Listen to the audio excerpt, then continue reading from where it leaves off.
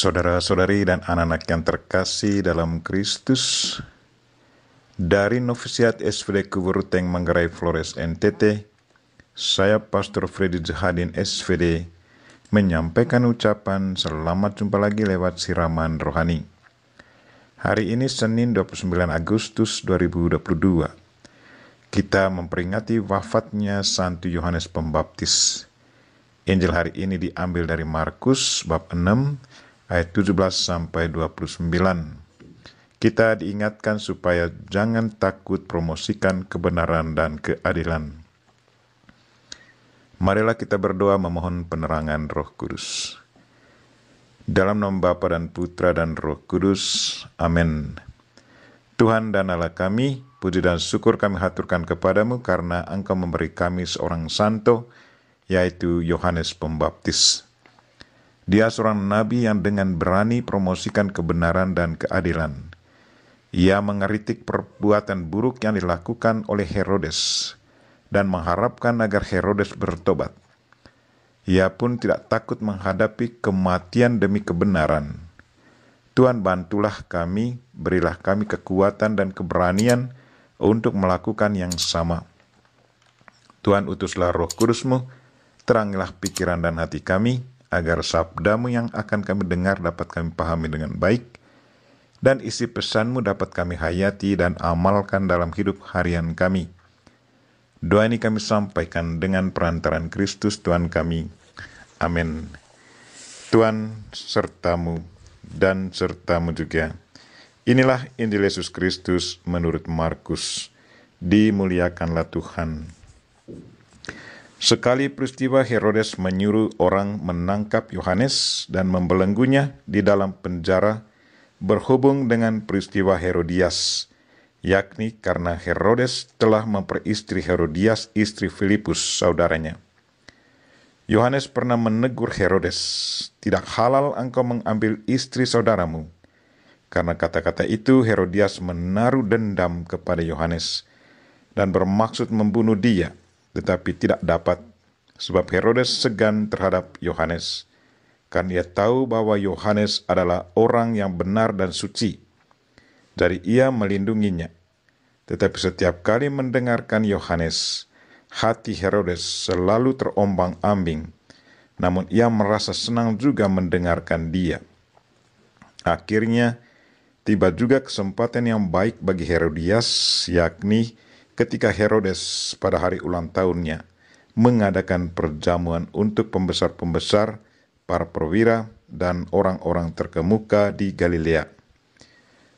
Pada waktu itu putri Herodias tampil lalu menari, dan ia menyukakan hati Herodes serta tamu-tamunya. Maka Raja Herodes berkata kepada gadis itu, "Mintalah daripadaku apa saja yang kau ingini, maka akan kuberikan kepadamu." Lalu Herodes bersumpah kepadanya, "Apa saja yang kau minta akan kuberikan kepadamu, sekalipun itu setengah dari kerajaanku." Anak itu pergi dan menanyakan kepada ibunya, "Apa yang harus kuminta?" Jawab ibunya, "Kepala Yohanes Pembaptis." Maka cepat-cepat ia pergi kepada raja dan meminta, "Aku mau supaya sekarang juga engkau memberikan kepadaku kepala Yohanes Pembaptis dalam sebuah talam." Maka sangat sedihlah hati raja. Tetapi karena sumpahnya dan karena tamu-tamunya, ia tidak mau menolaknya. Raja segera menyuruh seorang pengawal dengan perintah supaya mengambil kepala Yohanes. Orang itu pergi dan memenggal kepala Yohanes di penjara.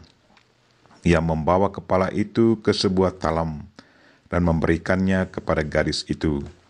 Dan gadis itu memberikannya pula kepada ibunya. Ketika murid-murid Yohanes mendengar hal itu, mereka datang dan mengambil mayatnya, lalu membaringkannya dalam kubur. Demikianlah sabda Tuhan. Terpujilah Kristus. Saudara-saudari dan anak-anak yang terkasih dalam Kristus, tema renungan kita hari ini ialah jangan takut promosikan kebenaran dan keadilan. Hari ini kita memperingati wafatnya Santo Yohanes Pembaptis yang mati dibunuh oleh Herodes.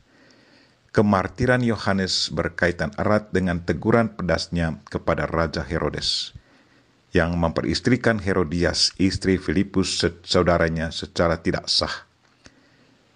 Herodes marah dan mencampakkan Yohanes ke dalam penjara. Herodias pun marah dan tak henti-hentinya mencari kesempatan untuk membunuh Yohanes. Kesempatan emas itu akhirnya tiba juga.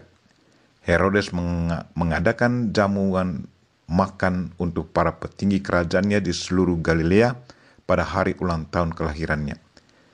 Kesempatan ini dimanfaatkan oleh Herodias untuk melaksanakan niat jahatnya atas diri Yohanes, yang menyuruh putrinya menari di hadapan para tamu. Tariannya sungguh menawan hati para tamu yang sudah mulai mabuk itu. Herodes bangga dan gembira menyaksikan tarian yang dibawakan oleh putri Herodias.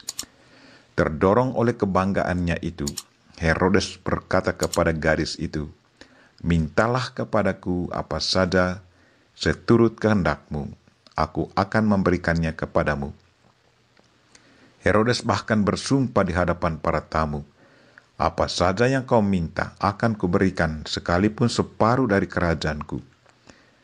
Gadis itu tidak tahu apa yang harus dimintanya. Karena itu, ia berlari kepada ibunya, Herodias, untuk meminta pendapatnya. Tanpa banyak pikir, Herodias berkata, "Kepala Yohanes Pembaptis." Gadis itu segera menghadap Herodes dan berkata, "Berikanlah aku di sini kepala Yohanes Pembaptis di dalam sebuah talam." Herodes sedih, tetapi karena sumpahnya dan karena malu kepada tamunya, ia segera memerintah pengawal-pengawalnya untuk memenggal kepala Yohanes pada hari itu juga. Saudara-saudari dan anak-anak yang terkasih dalam Kristus, kisah kematian Yohanes sesungguhnya mengingatkan kita akan beberapa hal penting. Yang pertama, bagi pejuang keadilan dan kebenaran harus selalu siap menerima risiko. Ia akan dibunuh oleh kelompok yang anti kejujuran dan kebenaran, malah sampai pada titik yang paling buruk, yaitu siap akan dilenyapkan. Yang menariknya bahwa mereka yang sudah dipanggil menjadi nabi kebenaran dan keadilan, mereka sama sekali tidak pernah takut menghadapi ancaman fisik. Roh kebenaran dan keadilan sudah menjiwai hidupnya, dan apapun yang terjadi, mereka tetap maju, bahkan siap mati demi kebenaran dan keadilan. Yang kedua, bagi yang ditegur karena perbuatan jahatnya ada dua kelompok. Kelompok pertama, yang menerima teguran itu sebagai sesuatu yang positif. Teguran itu diterimanya, orangnya bertobat dan kembali memperbaiki diri. Kita ingat Raja Daud yang ditegur oleh Nathan sewaktu ia mengambil Bathsheba, istri Uria, menjadi istrinya. Kelompok kedua, orang tidak menerima teguran. Sebaliknya, tetap melakukan kejahatan. Dan bagi kelompok ini, dosa selalu menuntun orangnya dari satu kejahatan ke kejahatan yang lain, sampai pada akhirnya ia mati dalam kejahatan tanpa pertobatan.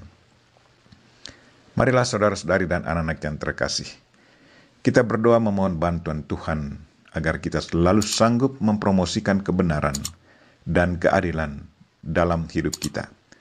Dan kalau kita ditegur karena kesalahan dan kekurangan kita, terimalah teguran itu dengan penuh sukacita, karena teguran itu sesungguhnya mau membantu kita agar kita berkembang menjadi pengikut Kristus yang sejati. Kita memohon Bunda Maria untuk selalu mendoakan kita.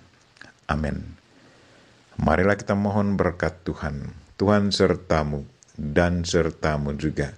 Semoga saudara sekalian dan mereka yang kita doakan pada hari ini secara khusus orang-orang sakit, dan segala aktivitas kita sepanjang hari ini diberkati oleh Allah yang Maha Kuasa, Bapa dan Putra dan Roh Kudus. Amin.